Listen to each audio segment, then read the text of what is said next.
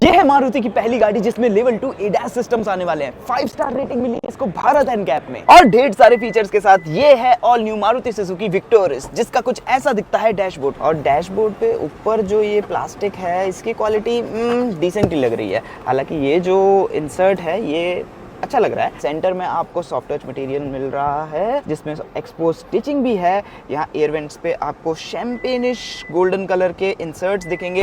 ये जो स्क्रीन है इसकी हाउसिंग भले ही आपको सेम लग रही हो स्विफ्ट जैसी या फिर डिजायर जैसी, लेकिन इसका जो साइज है वो डिफरेंट है।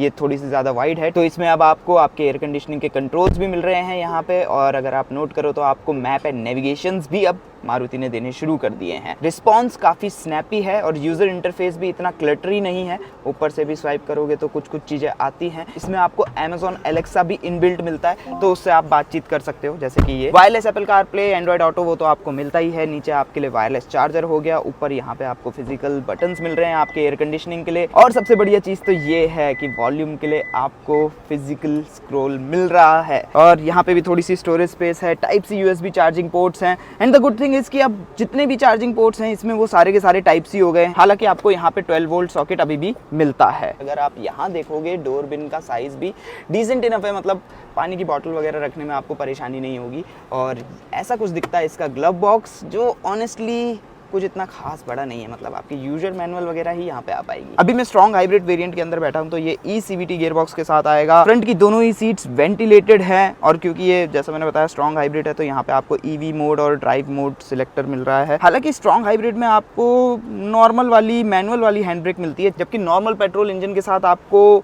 इलेक्ट्रॉनिक पार्किंग ब्रेक मिलती है, विच इज़ वियर्ड। ड्राइवर की सीट 8-वे पावर एडजस्टमेंट के साथ आती है, तो आप इसको रिक्लाइन वगैरह स्लाइड वगैरह कर सकते हो। इसके टिल्ट को भी एडजस्ट कर सकते हो। स्टीयरिंग व्हील जैसा कि आप देख सकते हो इसका डिजाइन नया है। यहाँ पे आपको ये पियानो ब्लैक फिनिश मिल रही है। बटन्स का लेआउट नया है। तो सारे के सारे आपके मीडिया कंट्रोल के बटन्स इस साइड आ गए हैं और यहाँ पे सिर्फ आपके क्रूज कंट्रोल के बटन्स है।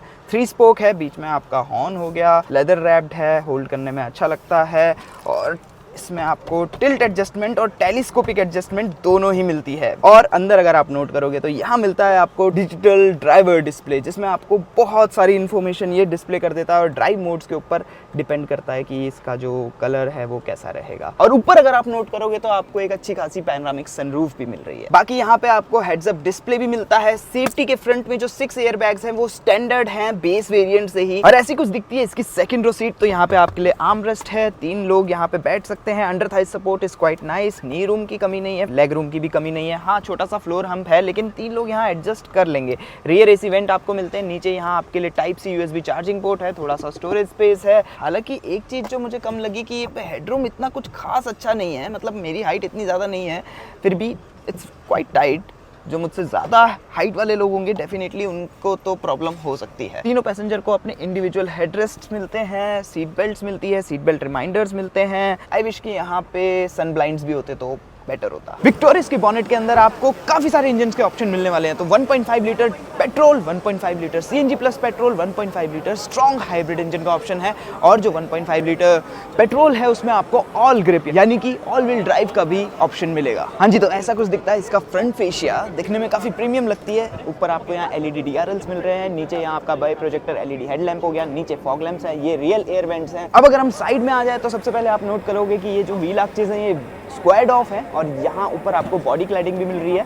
और ये 17 इंच के नए ड्यूल टोन एलॉय रिम्स हैं। ऐसी कुछ दिखती है इसकी साइड प्रोफाइल। तो ऊपर आपको रूफ रेल्स मिल रहे हैं, ये सिल्वर कलर में है। यहाँ डोर हैंडल पे आपको बटन भी मिल रहा है कीलेस एंट्री के लिए। तो यहाँ पे एक काफ़ी बढ़िया एलिमेंट, काफ़ी लोगों का ध्यान खींचने वाला जो एलिमेंट है वो है ये कनेक्टेड टेल लैंप, जिसमें टेल लैंप को बेसिकली ब्रेक किया हुआ है इंडिविजुअल एलिमेंट्स में।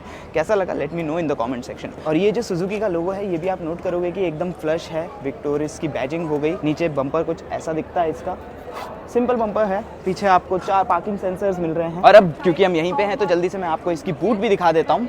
तो ये इसके इंडिकेटर्स हैं। आपको पावर टेल गेट मिलता है जो कि जेस्चर से भी आप कंट्रोल कर सकते हो ना। क्योंकि ये हाइब्रिड है इसलिए इसमें जो फ्लोर है वो थोड़ा सा रेज्ड है, तो इसमें बूट स्पेस डेफिनेटली आपको थोड़ा सा कम मिलेगा। But otherwise nice and wide opening है। ज़्यादा हाइट भी नहीं है, तो सामान को लोड अनलोड करने में आपको प्रॉब्लम नहीं होगी और आपको एक अच्छा खासा पार्शियल सेल्फ भी मिलता है। और अब मैं आ गया हूँ ऑल ग्रिप वेरिएंट में। तो इसमें थोड़े बहुत चेंजेस हैं, जैसे कि यहाँ डैशबोर्ड पे जो सॉफ्ट टच है उसका कलर चेंज है, यहाँ ब्राइट अपहोल्स्ट्री है, यहाँ पे भी ब्राइट कलर में ही दिया हुआ है आपको। लेकिन यहाँ मैं इसलिए आया हूँ क्योंकि इसमें आपको ADAS जो मिलते हैं उसके बटन्स दिखाने के लिए। तो ये आपका लेन कीप असिस्ट को ऑफ करने का बटन हो गया, ये auto emergency breaking, hill descent control, और स्टीयरिंग के ऊपर ये हो गए आपके एडेप्टिव क्रूज कंट्रोल के बटन, जिससे आप डिस्टेंस वगैरह सेट कर सकते हो, क्रूज को एक्टिवेट कर सकते हो, और ये लेन कीप असिस्ट वगैरह हो गया। और ऐसा कुछ दिखता है इसका 360 डिग्री कैमरा, मतलब क्वालिटी में थोड़ी सी इंप्रूवमेंट तो हुई है ऐसा लग रहा है। और क्योंकि ये ऑल ग्रिप वेरिएंट है तो यहाँ पे आपको ये स्नो स्पोर्ट के और ऑटोमेटिक ड्राइव मोड मिल रहे हैं ऑफ रोड के लिए, इलेक्ट्रॉनिक पार्किंग ब्रेक जैसा कि मैंने बताया था, ऑटो होल्ड फंक्शन के साथ, और जो ये आर्मरेस्ट है आप चाहे स्ट्रॉन्ग हाइब्रिड लो या माइल्ड हाइब्रिड दोनों में ही आपको एडजस्टेबल मिलता है। और इसके अंदर आपके वॉलेट वगैरह को रखने के लिए डिसेंट स्टोरेज स्पेस है। और फिर है ये SCNG, बेसिकली इसमें 1.5 litre CNG plus petrol engine आपको मिलता है। लेकिन इसमें खास बात ये है कि जो CNG का सिलेंडर है ना उसको बूट में नहीं लगाया है टिपिकली जैसे लगाया जाता है, अंडरनीथ द बॉडी लगाया गया है, जैसा कि आप देख सकते हैं। एज अ रिजल्ट आपको प्रॉपर यूजेबल बूट मिलती है जिसमें आप काफ़ी सारा सामान रख सकते हो। हालांकि एक चीज़ जो नोट करने वाली है कि इसके नीचे आपको किसी तरह का स्पेयर व्हील नहीं मिलेगा, मोबिलिटी किट मिलेगी। और CNG वेरिएंट में जो आपको स्क्रीन मिलेगी वो छोटी मिलेगी, जिस वजह से ये जो बेजल्स हैं और ज़्यादा बड़े बड़े लग रहे हैं। हालांकि अदरवाइज ये काफ़ी वेल इक्विप्ड है क्योंकि यहाँ पे भी आपको प्रॉपर डिजिटल ड्राइवर डिस्प्ले मिल रहा है। सो विक्टोरिस के साथ मारुति की उम्मीदें ये है कि वो अपनी इमेज मार्केट में बदलना चाहती है। विक्टोरिस को बेसिकली मारुति टारगेट कर रही है यंगर ऑडियंस को, मेरे जैसे ऑडियंस को। तो कैसी लगी आप लोगों को Victoris? Let me know in the comment section. क्या ये मारुति की इमेज बदल पाएगी? आप लोगों के क्या थॉट्स है कमेंट सेक्शन में बताइए। Thanks for watching, see you next time.